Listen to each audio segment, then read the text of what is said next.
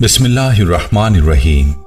तमाम तारीफें अल्लाह के लिए हैं, वही नेक लोगों का वली है। मैं गवाही देता हूं कि अल्लाह के सिवा कोई भी माबूद बरहक नहीं, वो यकता है, उसका कोई शरीक नहीं, वही सब मखलूकात का माबूद बरहक है। और मैं ये भी गवाही देता हूं कि हमारे नबी मोहम्मद सल्लल्लाहु अलैहि वसल्लम अल्लाह के बंदे और उसके रसूल हैं। आप तमाम अंबिया किराम और रसूलों के सरबराह हैं। या अल्लाह इन पर, इनकी आल और तमाम सहाबाए किराम पर रहमतें, सलामती और बरकतें नाजिल फरमा।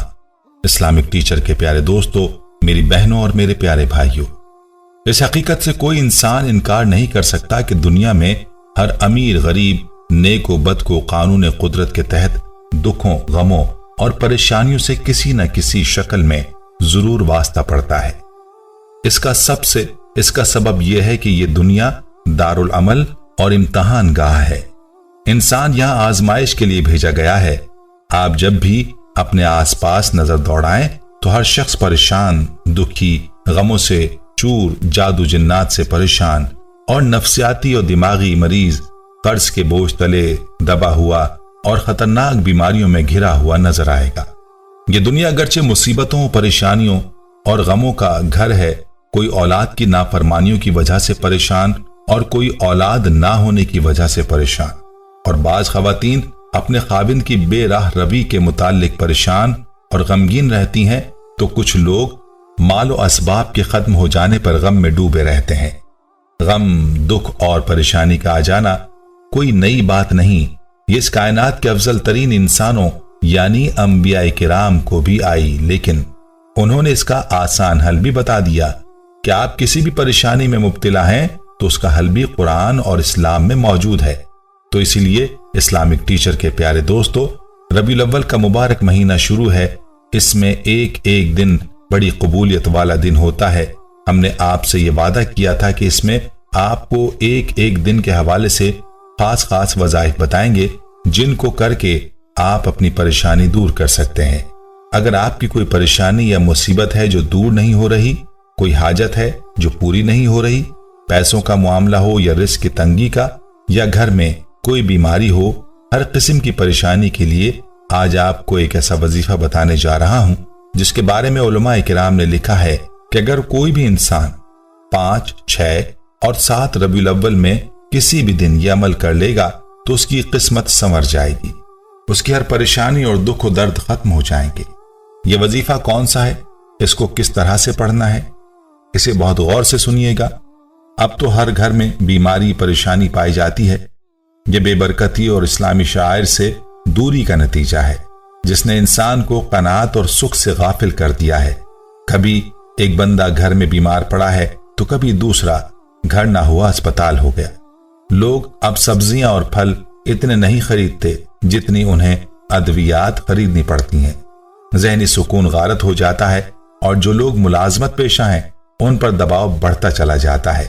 मैं हमेशा मशवरा देता हूं कि जिस घर में परेशानियां डेरा डाल लें, वहां महीने में सिर्फ एक बार यह अमल जरूर करें।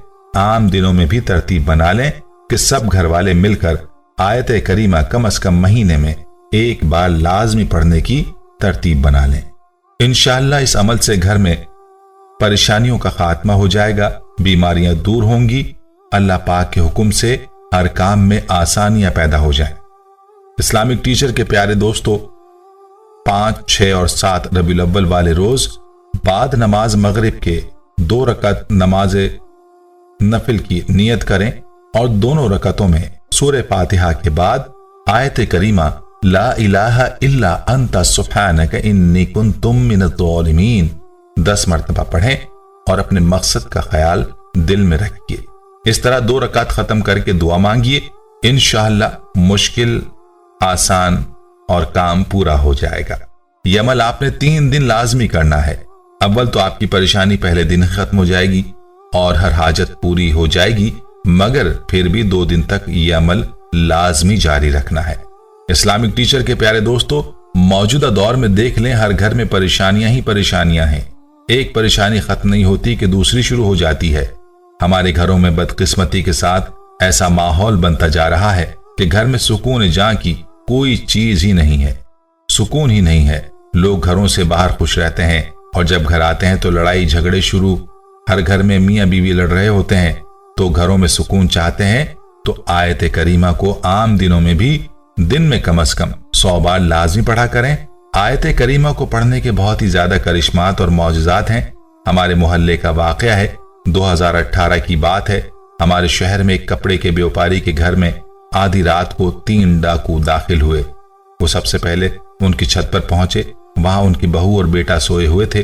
उनको साथ लेकर कनपट्टी पर पिस्तौल रखकर नीचे आए। सब घर वाले गहरी नींद सोए हुए थे।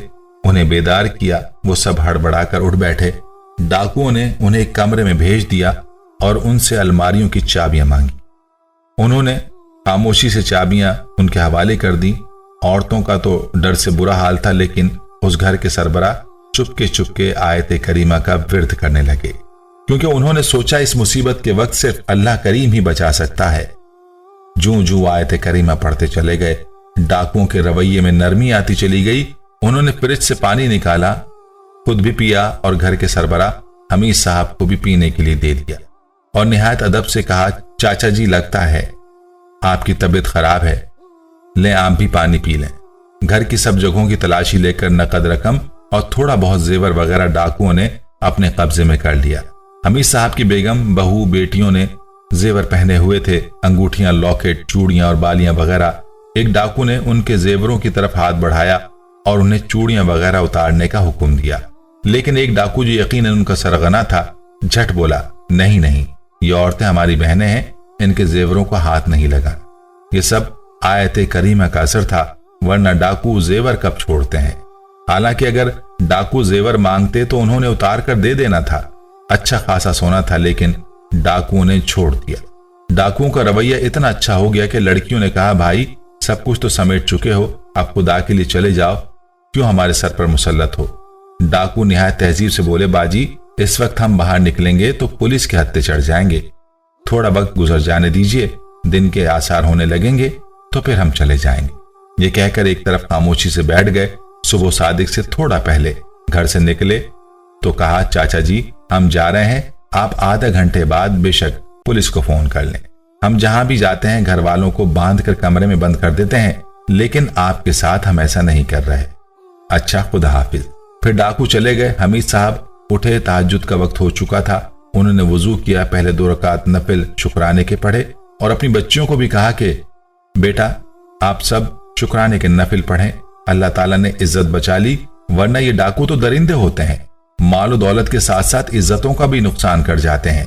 सुबह हमीद साहब ने पुलिस में रिपोर्ट दर्ज करवाई। जो भी उस डाके की रुदात सुनता हैरान रह जाता, कैसा मौजज़ा हुआ है, डाकू इतना सोना छोड़ गए, वरना ये दरिंदे तो खवातीन के कान भी साथ नोच ले जाते हैं। हमीद साहब का नुकसान भी इतना ज्यादा ना हुआ, क्योंकि रकम ज्यादातर वो बैंक में रखते थे और हमारी भारी जेवर भी सेफ में रखवाते थे। सिर्फ 70-80 हजार का नुकसान हुआ। हमीद साहब को खुशी थी कि मेरी बच्चियों की तरफ डाकुओं ने निगाह उठाकर भी नहीं देखा, वरना जेवर उतारते वक्त यकीनन वो हाथ वगैरह पकड़ सकते थे। ये खुदा की रहमत सिर्फ और सिर्फ आयत करीमा की बरकत की वजह से हुई। इस्लामिक टीचर के प्यारे दोस्तों, ये तो ला इलाहा इल्ला अंता सुब्हानका इन्नी कुन्तु मिनज़ ज़ालिमीन का एक आयत का कमाल है। तो सोचो, अगर हम अपने घरों में रोजाना कुरान पढ़ा करेंगे तो घर में कितना सुकून पैदा हो जाएगा।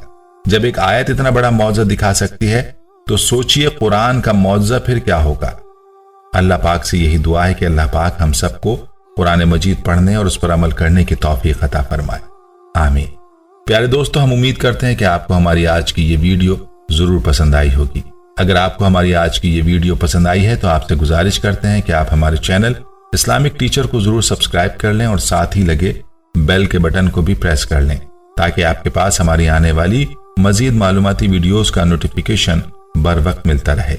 सब्सक्राइब के साथ साथ हमारी वीडियोस को लाइक भी करें और अपनी कीमती राय का इजहार कमेंट्स में जरूर करें।